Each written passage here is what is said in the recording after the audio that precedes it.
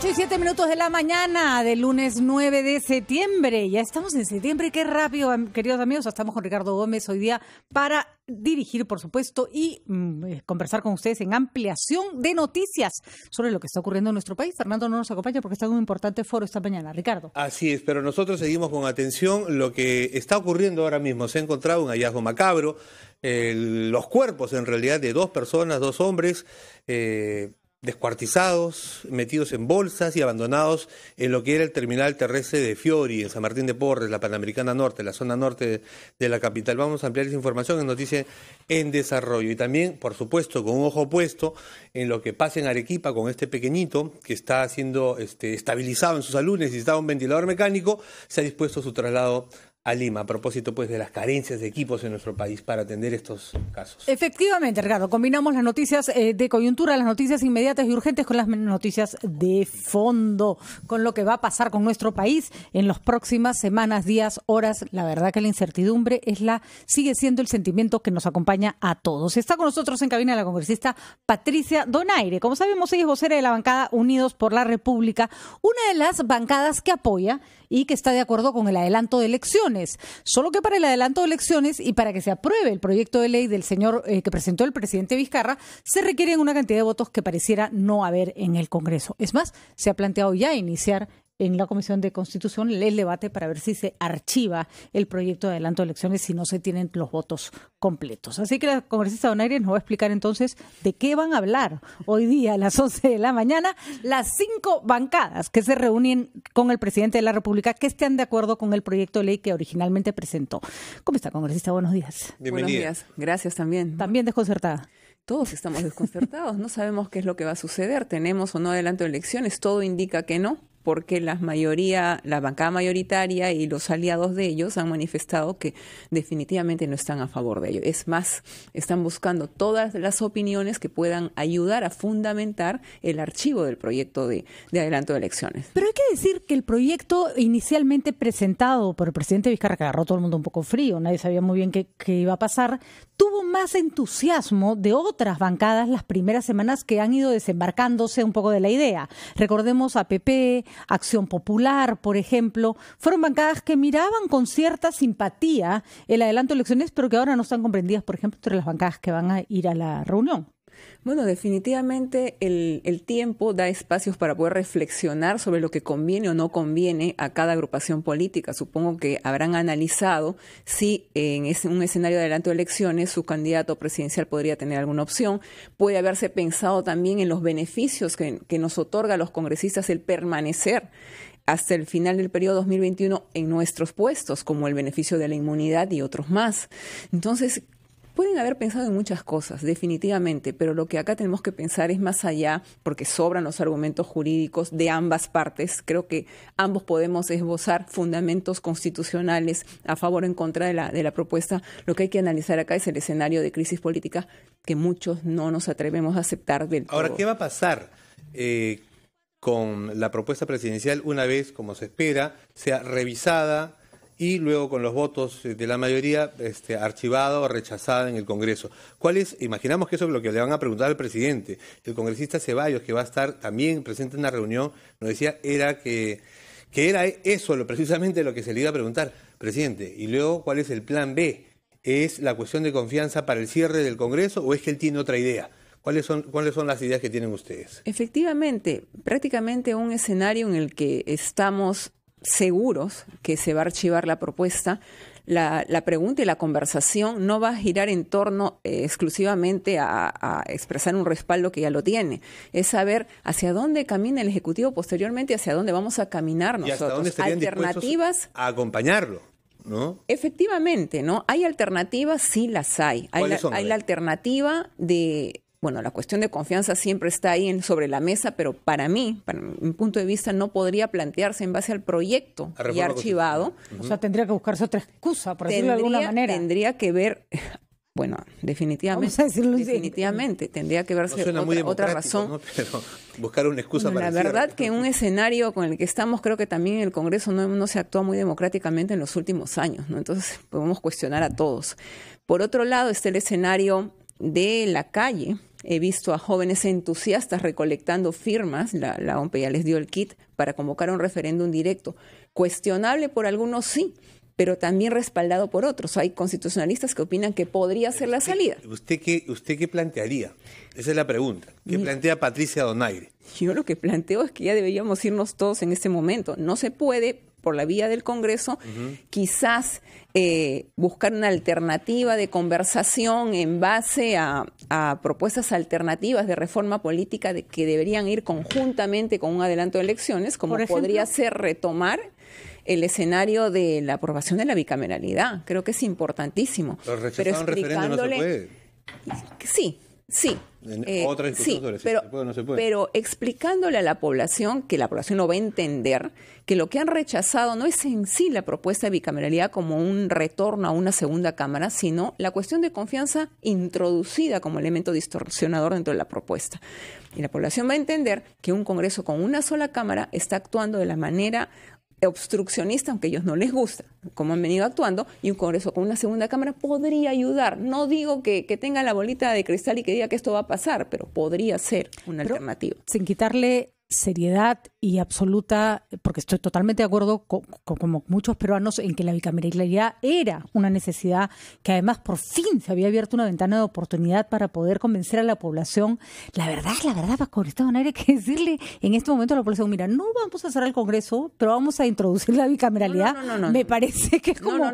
Creo que no me he dejado entender. A ver, por favor. Adelanto de elecciones más bicameralidad. Ya, entonces es una por otra, ¿no? Nos vamos todos, pero... Vamos una posibilidad, una bicameralidad. Podría ser, no sé. La verdad que creo que todos estamos en una situación de buscar alternativas. Pero lo interesante va a ser que plantea el presidente, ¿no? Claro. Porque en realidad es el que... Y revisamos precisamente su accionar político. Como político lo está haciendo bien, porque cada vez les cambia el escenario. No sabemos si el país gana o no con eso, pero lo cierto es que les cambia el escenario, y les cambia el escenario, y les cambia el escenario, y los sorprende a todos. ¿Sacará o tendrá otra sorpresa el presidente? Yo espero que no sea una sorpresa, sino una decisión firme que pueda ayudar finalmente a terminar con esta etapa. Porque si continuamos un año más, ¿qué nos espera? ¿Más enfrentamientos? Vamos a hacerle una pregunta a la congresista Donaire, se la dejamos planteada para después de la pausa. ¿Se van a reunir ustedes con él? ¿Esperan escuchar un poco cuál es el plan? ¿Qué pasaría si se enfrentan a un presidente que no les está ofreciendo alternativas? Porque entendemos que el apoyo a Vizcarra no es a Vizcarra, es al proyecto de adelanto de elecciones, y tampoco se trata de darle el amén en todo, ¿no es cierto? Así que vamos a preguntar qué pasa si hoy día lo que escuchan no satisface las expectativas de las bancadas que acuden a reunirse con el presidente Vizcarra. Y con eso volvemos.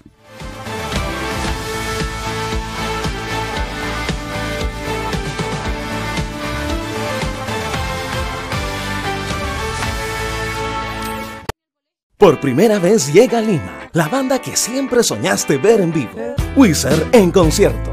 Domingo 22 de septiembre, Jockey Club. Entradas a la venta en joinas.com. Licenciado por Abdai. Artista invitado, Toño Jauregui. Island in the Sun. Buddy Holly. Beverly Hills y muchos hits más en concierto. El sonido de varias generaciones. Weezer en Lima. Es una producción de One Entertainment. Radio Oficial Oxígeno. El 43,5% de los niños en el Perú tiene anemia. Seguro has escuchado hablar de ella, pero ¿conoce sus consecuencias? La anemia disminuye la energía en los niños y afecta su desarrollo cognitivo y concentración. Además, aumenta la posibilidad de contraer una enfermedad infecciosa. Por eso, un niño con anemia tiene un bajo rendimiento escolar. Es momento de tomar conciencia y ponernos fuertes contra la anemia. Esta es una campaña de Pacífico y RPP.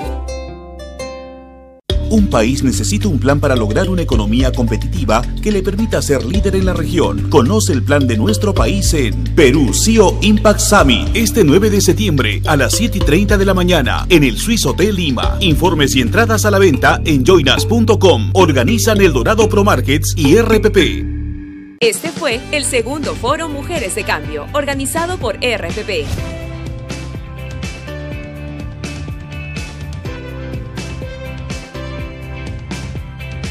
Este evento fue posible gracias a nuestros aliados Coca-Cola, Arca Continental Lindley, Latam Airlines y Universidad de Lima. Y al apoyo de UNFPA, Banco Mundial, UNICEF, Unión Europea, Aequalix, Gender Lab, Idea Internacional y Libélula.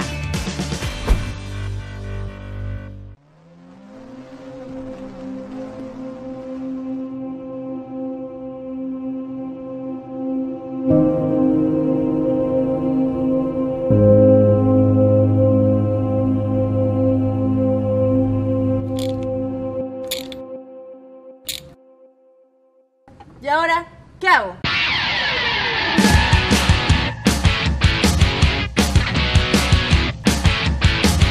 Todos los lunes a las 10 de la noche. Al Volante por RPP TV. 3 sujetos armados nos están asaltando.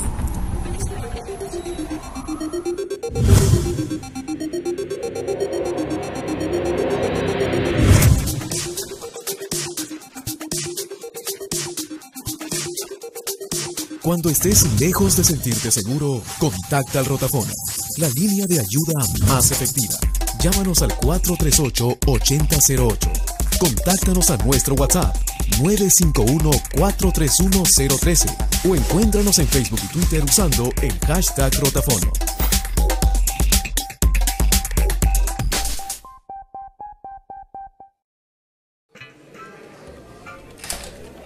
Hola Ángel, ¿irás a la reunión? Sí, claro, termino y voy. No te olvides que el bono de alquiler solo se otorgará a parejas que paguen renta mensual de vivienda no menor a los 0.78 UIT y que no supere los 0.371 UIT. Entonces ahí te veo. Se realizará el ajuste monetario internacional por 56.000 millones de dólares, recalculando tasa de inversión interanual del 5.8% de los 7 primeros meses. Tranquilo, en Economía para Todos te explicaremos los principales cambios en materia económica por los que atraviesa el Perú y el mundo, pero sobre todo, cómo afectan estos directamente tu bolsillo. Soy Omar Mariluz y estoy de lunes a viernes a las 4 de la tarde por RPP Televisión.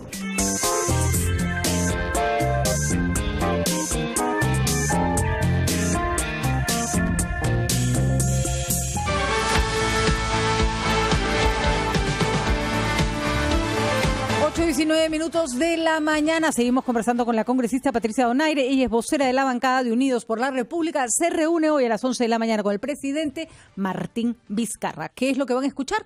¿Cuáles son las alternativas que plantea el presidente para lo que ellos también están, con lo que ellos están de acuerdo, que ese es el adelanto de elecciones, que hay que decirlo, cada vez parece ser una realidad más lejana? Sí, además, congresista, el presidente se había respaldado, no teniendo una bancada sólida ni fuerte, ni aún contando con aliados como ustedes, consigue un número que pueda respaldar su propuesta. Se había él respaldado y hecho fuerte en la población, en la plaza pública, pero incluso, y en las encuestas, pero incluso estas muestran, la última sobre todo de hace una semana ya además, que ese respaldo ha caído de 80 a 64.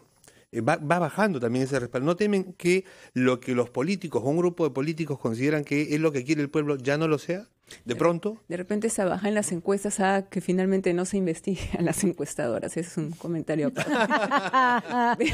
pero en fin. Podría ser. Podría ser. ¿Ya retiraron ese proyecto? ¿O todavía? No, ¿Todavía no lo retiraron? No, en las encuestas esto pasa a pleno. Ambos todavía pasan a pleno, inclusive el del mensaje presidencial.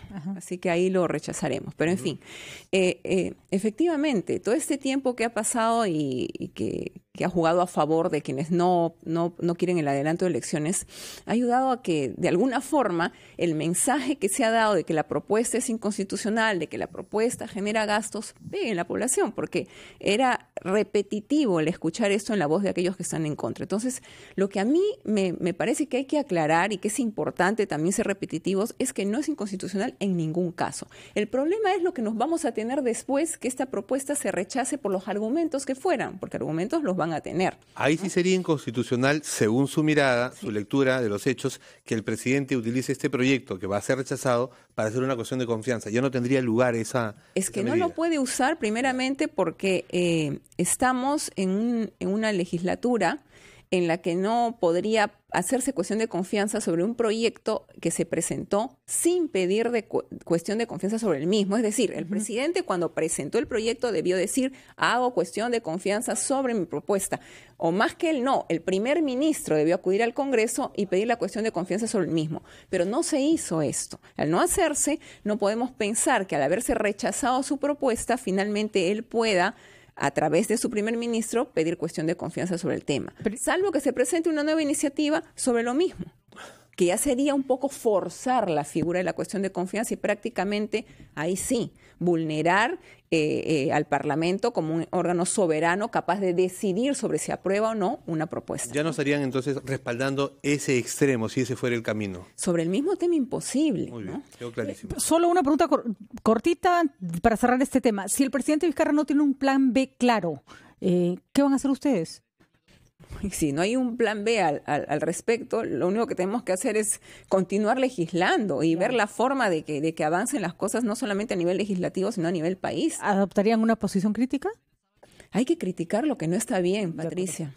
Usted ha estado en la cumbre por la Amazonía de los jefes de Estado. Hay que decirlo, Brasil ha tenido una posición muy desconcertante, que es una característica de Brasil, explota su selva de una manera un poco irresponsable, pero con este tema de los incendios forestales, el señor Bolsonaro no dio la talla para la magnitud de la tragedia que se está viviendo. Pero la Amazonía no es solo de Brasil, la compartimos varios países, entre ellos Perú, Colombia, Ecuador, que tienen algo que decir al respecto.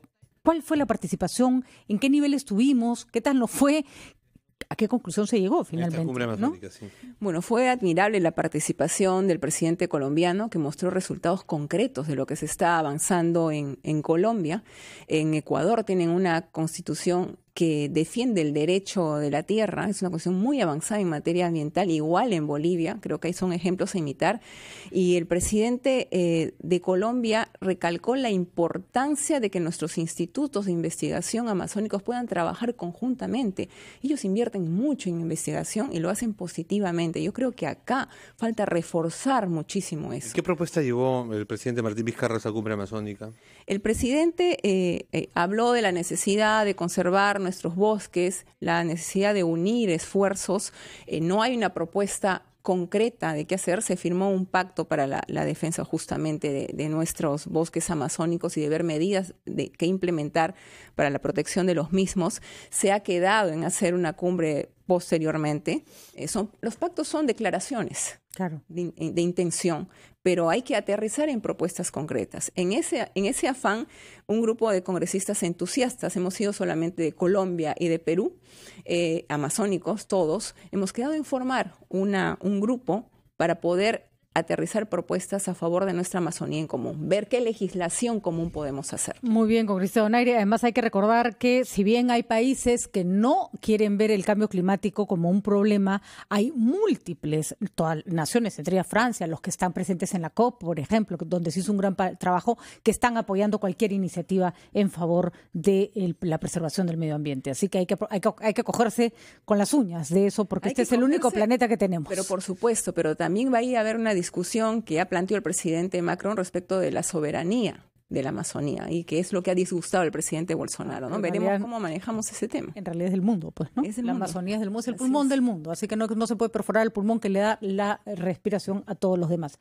Muchísimas gracias, congresista Donaire. La felicito por su participación en esa cumbre, por la preocupación siempre por la Amazonía. Son las 8:25 minutos. Pausa, volvemos en breve.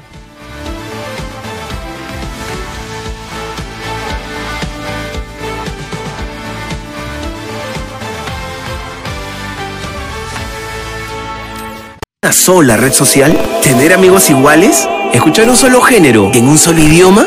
Nah, no nos gusta una sola cosa. En Estudio 92, como tú, preferimos variedad. Porque a veces estás en modo chill y luego en modo juerga. Porque es más chévere escuchar música de todo el mundo. Y si es con gente buena vibra en conducción, mejor. Tenemos todo lo que te gusta y a tu manera, porque la diversión está en la mezcla. Estudio 92. Primeros en tu música.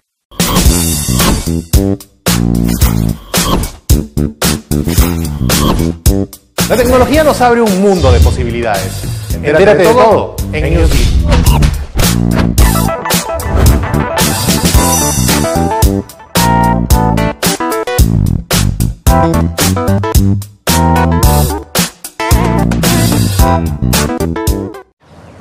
peruanos que tengan los apellidos que figuran en una lista de la Embajada de España accederán a la nacionalidad española inmediatamente. Hay mentiras disfrazadas de noticia. Fíjate en la información, pero también en quién te la da. Felizmente existe RPP. Confianza por todos los medios. El día transcurre demasiado rápido.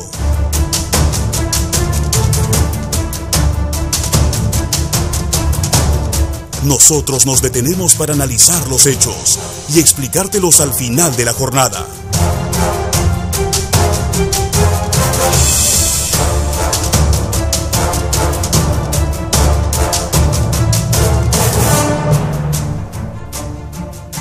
Brindándote información en la que puedas confiar. Edición Central, de lunes a viernes a las 8 de la noche, con Tatiana Alemán.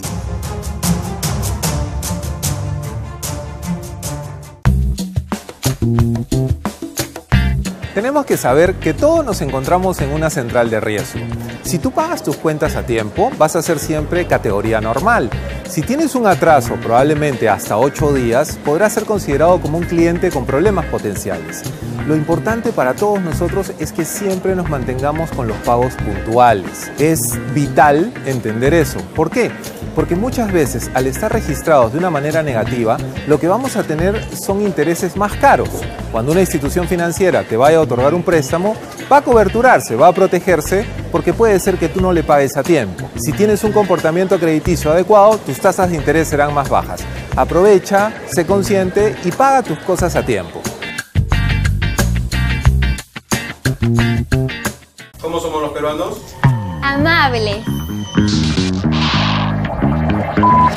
Somos peloteros, somos hinchas. ¿Juegas pelota? Emprendedores, pero a algunos se les pueden pegar las sábanas. ¡De buen diente! ¡Uy, qué rico huele! Somos divertidos.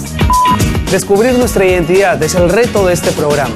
Todos los miércoles a las 10 intentaremos averiguar usted y yo cómo somos los peruanos.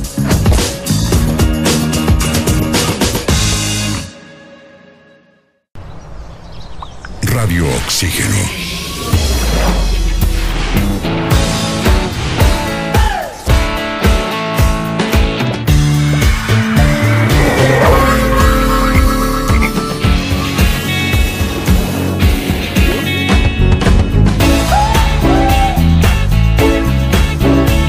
Vemos el mundo diferente porque respiramos música. Radio Oxígeno. Clásicos del rock and pop.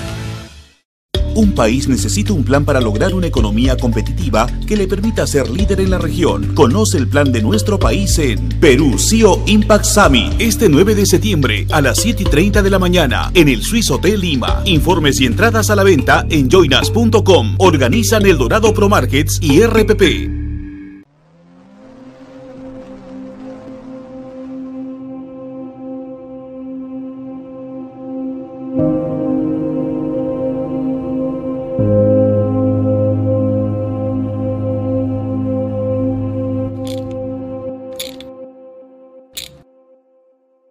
¿Y ahora qué hago?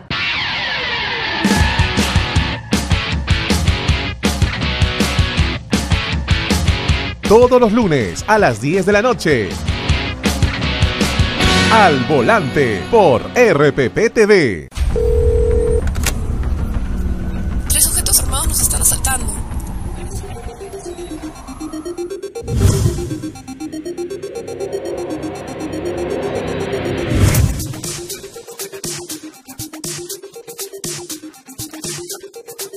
Cuando estés lejos de sentirte seguro, contacta al Rotafono, la línea de ayuda más efectiva.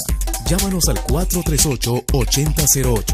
Contáctanos a nuestro WhatsApp 951-431-013 o encuéntranos en Facebook y Twitter usando el hashtag Rotafono.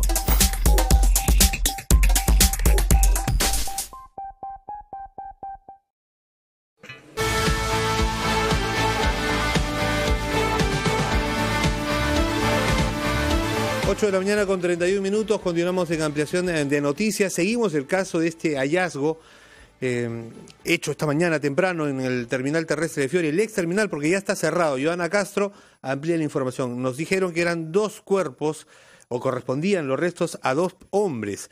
Joana, adelante, por favor. Gracias, compañeros. Directo en directo. Buenos días. Así es, acaban de retirar la Policía Nacional los cuerpos confirmados de 2 hombres que estaban en bolsas de mercado aquí en el ex terminal de Fiori en San Martín de Porres. La información ha sido ya verificada por el coronel Gino Malaspina, quien nos ha indicado que se trata de 2 cuerpos seccionados, colocados en diversas bolsas, una de ellas en el sótano de este lugar que está completamente abandonado, lleno de desmonte y de basura, y en la otra bolsa de mercado que estaba en el primer nivel. Lo que habría sucedido es que cerca de las 4 de la mañana 2 sujetos dejaron las bolsas. Los mendigos que estaban aquí, al ver que dejan estos paquetes que eran bastante grandes además y que luego intentan prenderles fuego, llaman a serenazgo. Un serenazgo estaba cerca de la zona e ingresa a este lugar para verificar lo sucedido. Es así que se da parte a la policía, que llega hasta este punto. Personal de la DEPINCRI y de la DIRINCRI llegan hasta la zona y confirman que se tratan de cuerpos seccionados. En un inicio se pensó que era solo un cuerpo y que era de una mujer, pero esto ya ha sido totalmente descartado. Han examinado las bolsas, partes del cuerpo estaban envueltas en sábanas y se ha confirmado, repetimos, que se trata del cadáver de 2 sujetos aquí en el ex terminal de Fiori, en la cuadra 15 de la avenida Alfredo Mendiola. Las investigaciones, por supuesto, continúan porque hay 2 mendigos, 2 testigos, quienes podrían ayudar a dar con el paradero de los sujetos que dejaron las bolsas en este lugar. Directo en directo, RPP Noticias. Muy bien, Joana, truculenta noticia de la que hemos dado cuenta desde la mañana, desde muy temprano en la mañana. Bueno, tocan hacer las investigaciones. La verdad que ha sido un hallazgo terrible. Nosotros ahora... Es la primera vez que ocurre, sin embargo, en nuestro país. Habíamos encontrado antes restos de personas en maletas, en bolsas. Así es. Vamos a ver, corresponde ahora en encontrar precisamente... la pista que permita dar con la identidad de estas personas y luego con los autores. Pues, ¿no? Por supuesto, la policía está tras eso. Hay que recordar que el auto que dejó las bolsas inicialmente se vio a las personas, se sabe en qué tipo de auto estaban. Sí. Hay algunas pistas que se pueden seguir para llegar a una conclusión. El segundo tema, en realidad, es macabro en otro sentido. Lo que está pasando con nuestra Amazonía. Hemos visto los incendios del mes pasado, que la verdad fueron realmente imágenes terribles. Sabemos que hay incendios forestales que se dan en todas partes del mundo. En nuestra Amazonía es un hecho que se da cada cierto tiempo. Sin embargo, esta vez fueron mayores, fueron más violentos y respondían a varios factores. En un sentido, el aspecto climático, Ricardo, y en otro aspecto también las pésimas costumbres que tenemos de quemar la tierra en la Amazonía para razones de cultivo o para cuestiones de ganado. Está con nosotros la ministra del Ambiente precisamente para hablar sobre este tema. Con ella conversamos sobre la reunión que se acaba de dar en Colombia, en la que han participado los países amazónicos para buscar una salida a el riesgo en el que está nuestra selva. La ministra del Ambiente, Lucía Ruiz, está entonces con nosotros en estudios y la saludamos para hablar sobre lo que se ha logrado concluir en Colombia. ¿Cómo está, ministra? Muy buenos días y muchas gracias por la invitación. Bueno, ¿qué fue finalmente lo que se logró en esta reunión en Colombia? Porque hay muchas dudas de que a veces lo que se puede discutir en una cumbre o en una reunión se pueda poner en práctica en el momento en que impriman otros intereses como los económicos, por ejemplo, ¿no? Importante lo que dices porque lo primero fue la rápida reacción de los países de la región a una invitación que hicieron los presidentes de Colombia y Perú, precisamente motivados por una reunión que se tuvo en Pucallpa, del gabinete binacional.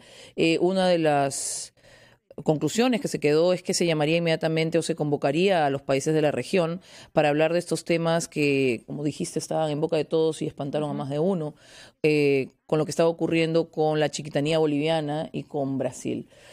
Lo importante de la reunión no solamente fue que se tuvo una convocatoria importante y que estuvieron 4 presidentes, un vicepresidente, representantes de 7 países, sino que se quedó claro que al margen de la firma necesitamos acción.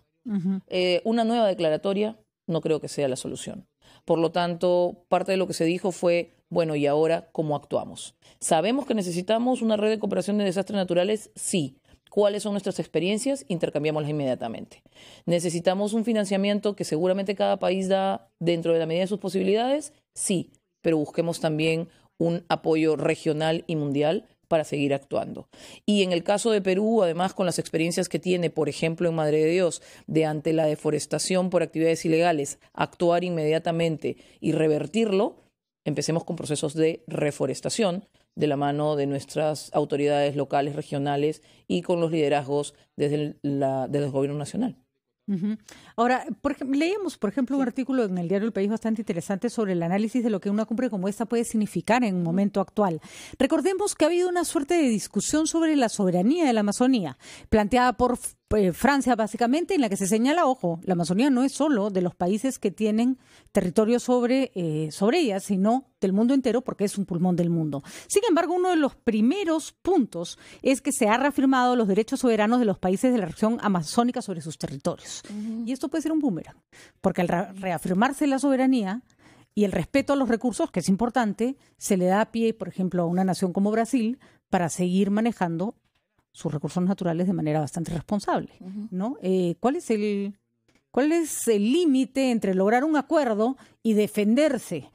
¿Cuál es el límite en lograr un acuerdo que beneficie a todos y defender recursos propios que no benefician más que a un país en desmedro del resto del planeta? Mira, importante el comentario que haces porque así como en la Amazonía podríamos tener muchísimos ejemplos de espacios que benefician a la humanidad. A la humanidad, definitivamente. De acuerdo, ¿no? El Polo Norte, por ejemplo, ¿no? Los Polos Sur. Y por lo tanto no solo benefician, sino que están siendo afectados por la humanidad. Acabas de dar el ejemplo del Polo Sur y esta desglaciación que está teniendo, este derretimiento, es producto probablemente de lo que todos los humanos estemos haciendo, muy al margen de quién es la soberanía sobre el Polo Sur. Y vale aclarar un punto. Lo que pasa es que cuando se generan lugares, en esos problemas se afecta no solo esa región, sino el mundo entero. Por eso la discusión, ¿no es cierto? Y por eso es tan importante, primero, ser conscientes de que lo que le ocurre a la Amazonía va a tener un impacto a nivel global. Eso no tenemos ninguna duda. La discusión o conversación sobre el tema de soberanías no viene de ahora, viene de hace mucho. Y efectivamente somos 9 países los que estamos relacionados con el bioma y la cuenca amazónica.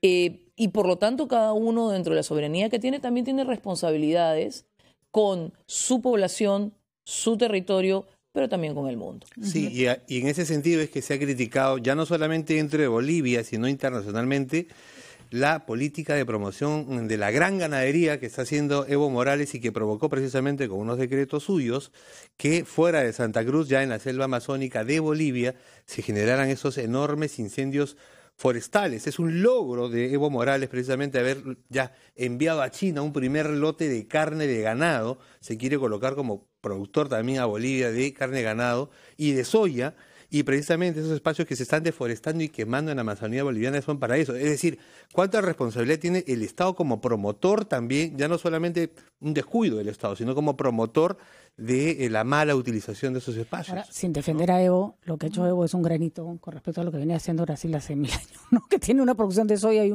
justamente un desarrollo de la ganadería que no ha respetado precisamente buena parte de su espacio. La capacidad depredatoria de la selva amazónica brasileña es gigantesca, ¿no? Pero por eso son tan importantes pactos como este, porque si en algo han coincidido los países es en que hay que conservar, proteger, pero efectivamente desarrollar sosteniblemente la Amazonía. Y si hablamos de Brasil, así como existen algunos estados que han tenido altas tasas de deforestación por producciones como las que mencionas, también existen un número significativo de estados brasileños que son el ejemplo de la reversión de la deforestación. De acuerdo. Entonces, eso es muy importante entenderlo porque de esa manera, aun cuando en un mismo país puedas tener las dos caras de la moneda, lo que sí sabes es que no se trata de que uno sí y el otro no, sino que nos miremos como una unidad, porque de otra manera la parte de conexión ecosistémica entre paisajes, entre ecosistemas, no se va a dar solamente en Perú, solamente en Bolivia, solamente en Brasil o Venezuela o Colombia. Tiene que ser algo que sea macro, ¿no? Ahora, leo los puntos y los acuerdos a los que se ha llegado y están muy bien.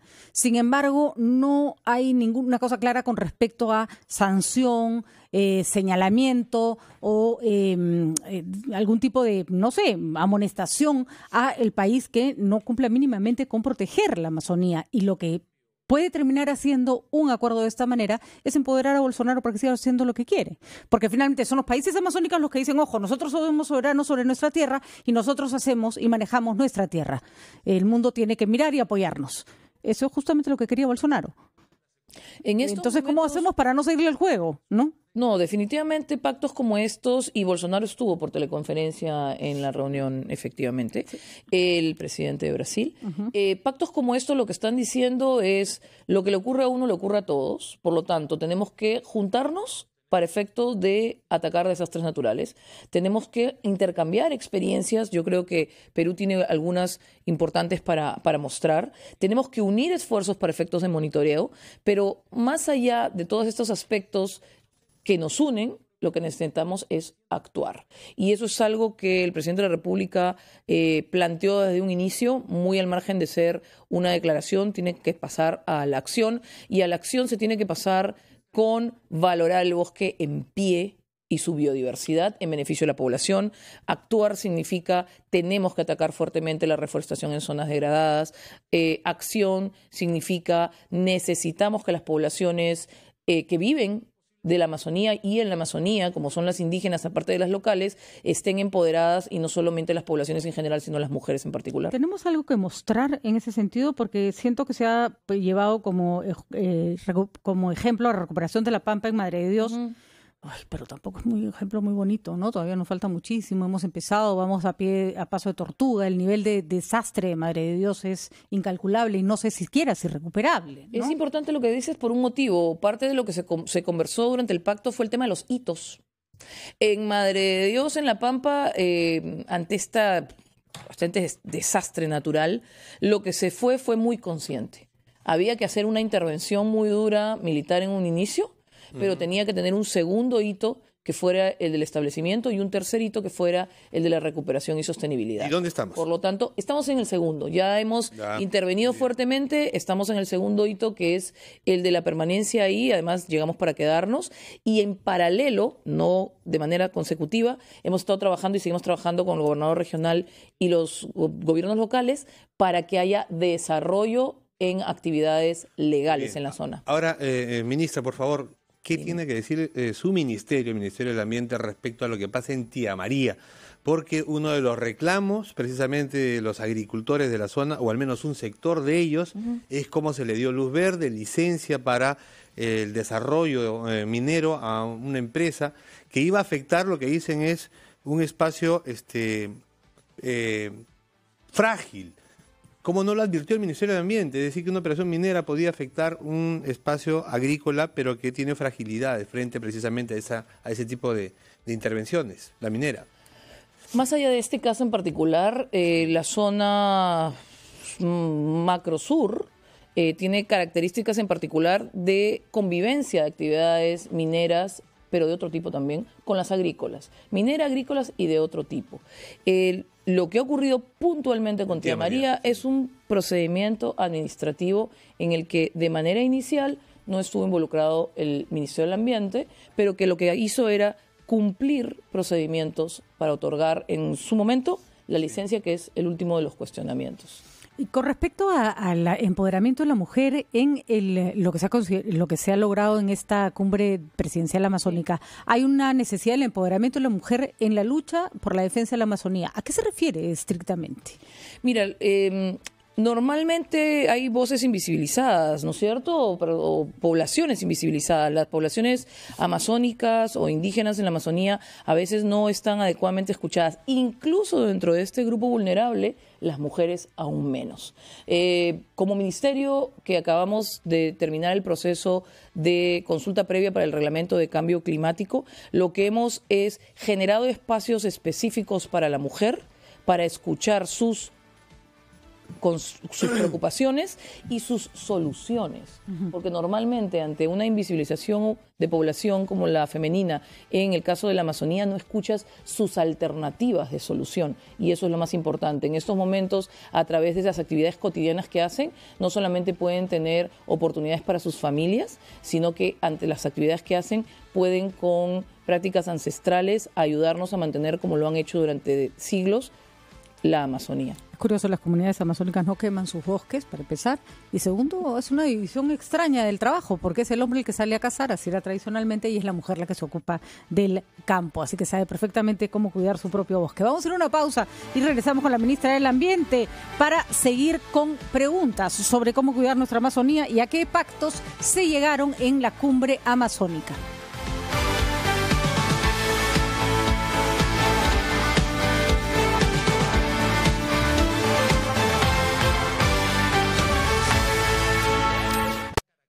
Un día como hoy llega gracias a Universidad Continental, la universidad de la Cuarta Revolución Industrial, con el ecosistema digital más completo para el aprendizaje.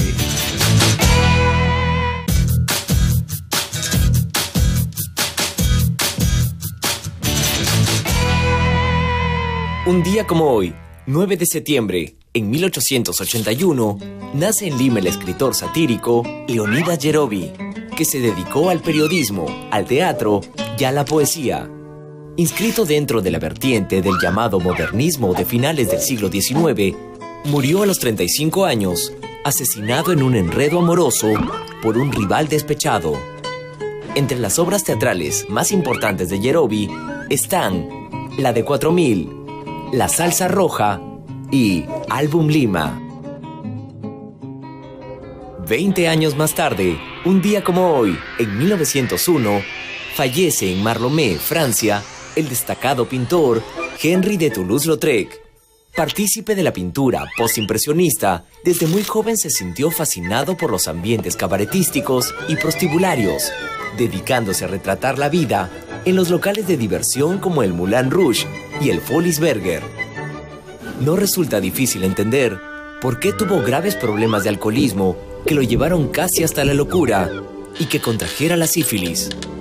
Hacia el final de su vida, sufrió de neurosis, depresiones y parálisis que lo llevaron a la muerte a los 36 años.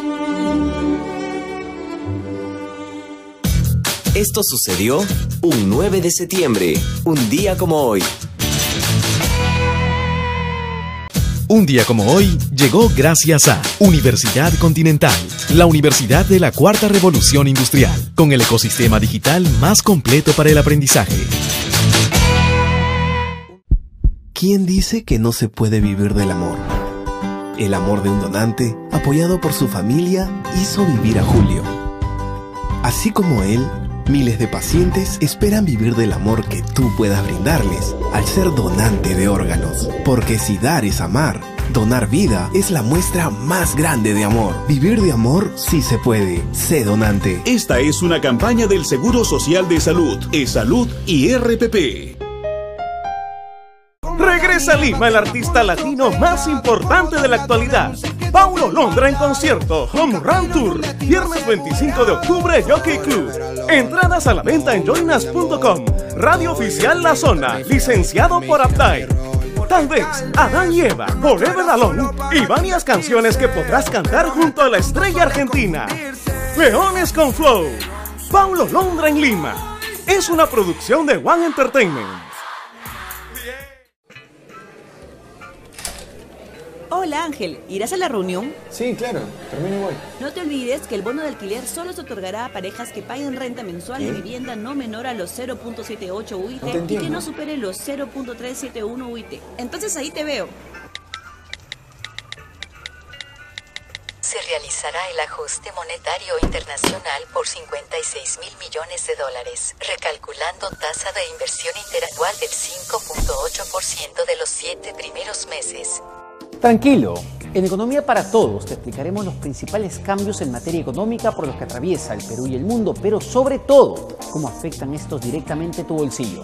Soy Omar Mariluz y estoy de lunes a viernes a las 4 de la tarde por RPP Televisión.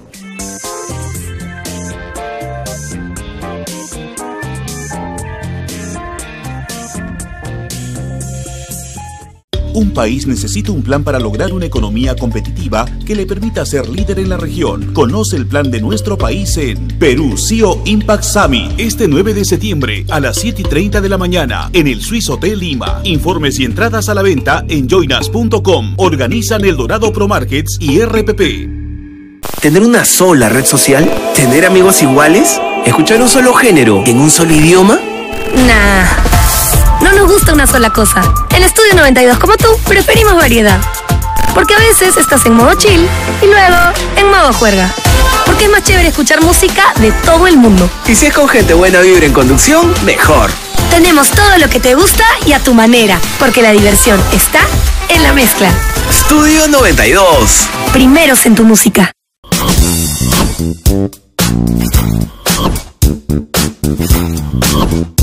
La tecnología nos abre un mundo de posibilidades. Entérate de todo en Newsbeat.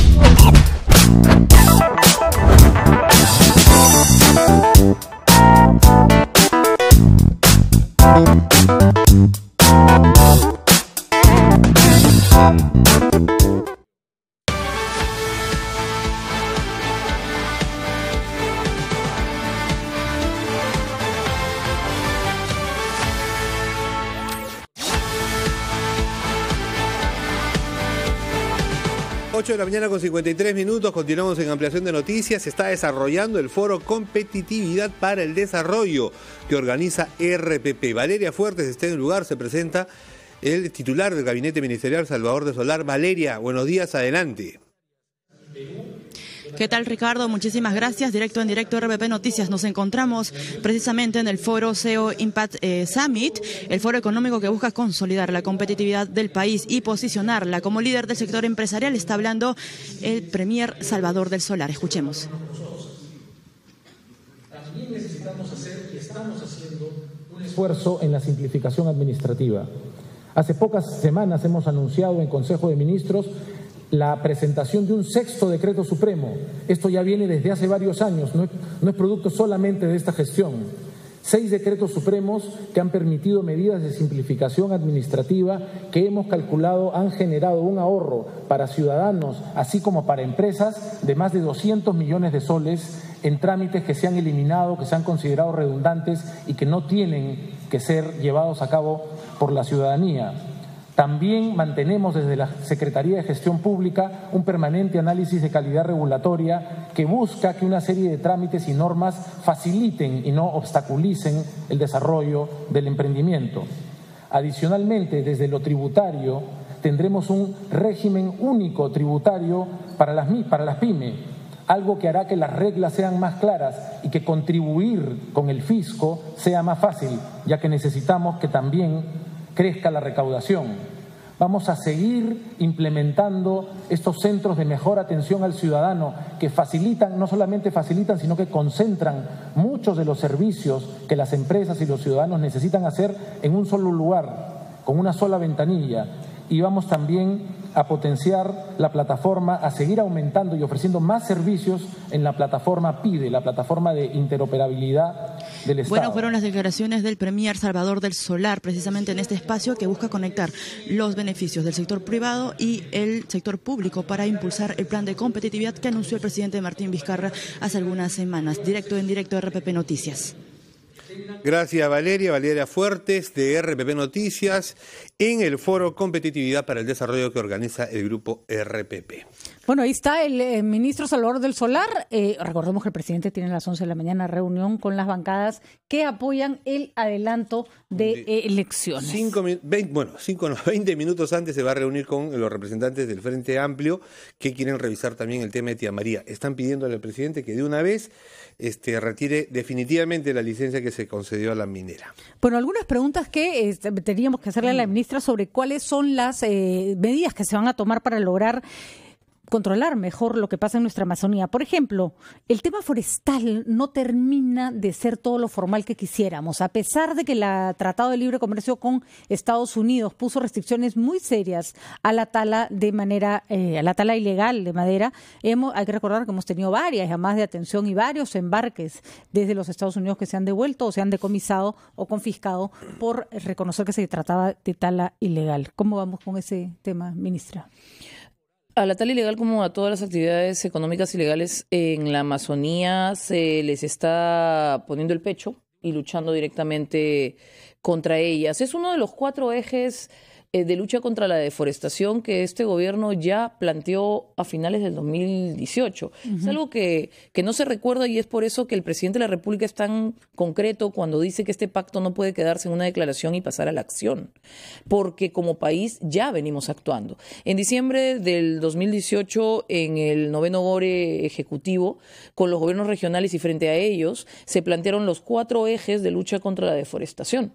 Se planteó que había que fortalecer institucionalidad y gobernanza, porque situaciones como las que acabas de mencionar, de que pueda blanquearse madera con documentación, es parte de lo que se tiene que evitar y es parte de esta corrupción enquistada en algunos niveles de gobierno que siempre ha habido y que no debemos de tener más. ¿Qué tan fuertes son nuestras instituciones para combatir esa práctica que es fuertísima, ¿no? Por lo tanto, este primer eje de institucionalidad y gobernanza es fundamental para articular políticas nacionales, regionales, locales, pero sobre todo fortalecer con apoyo directo a lo que son los gobiernos regionales en esta lucha. Un segundo pilar era una gestión integral del territorio. Normalmente tenemos 25 regiones que tienen oportunidades a través de mecanismos como la zonificación económica y ecológica de desarrollar no solamente su espacio forestal, que es importante, sino valor en bosque en pie y otro tipo de actividades.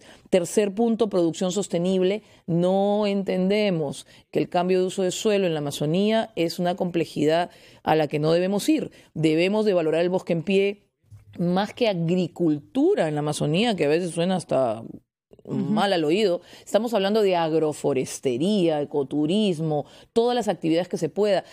Y en ese sentido, ministra, frutos amazónicos nuevos, tenemos oportunidades increíbles. En ese sentido, ¿qué está pasando con el Instituto de Investigaciones de la Amazonía Peruana? Hemos escuchado reclamos de parte de la institución y de gente precisamente vinculada a este tema que hablan de un abandono en la práctica del instituto de parte del ministerio. Uy, no, al contrario, estamos absolutamente involucrados con su fortalecimiento. ¿Y por qué ese reclamo, y eso es súper importante. Mire, lo que ha ocurrido, le puedo contar, y qué bien que me haga la pregunta. El Instituto de Investigaciones de la Amazonía Peruana es un ícono en el país porque tiene el nivel de muchos institutos de investigación de América Latina con los cuales hace un trabajo conjunto, tanto en Brasil como en Colombia. ¿Qué ocurre? Este instituto no está adecuado a la ley de modernización del Estado desde hace mucho tiempo. Por lo tanto, sus investigadores y sus investigaciones no tienen el respaldo que merecen. El Ministerio de Ambiente, desde sus inicios, lo primero que ha hecho con ellos y con los diferentes adscritos es identificar qué necesitan para potenciar las actividades que desarrollan. Y en este caso, el instituto, en primer lugar, está adecuándose o se ha adecuado a la ley de modernización. Esto le va a permitir tener un reglamento de organización y funciones, no lo tenía aprobado y por lo tanto tampoco le da oportunidad para que le sea asignado presupuesto adecuado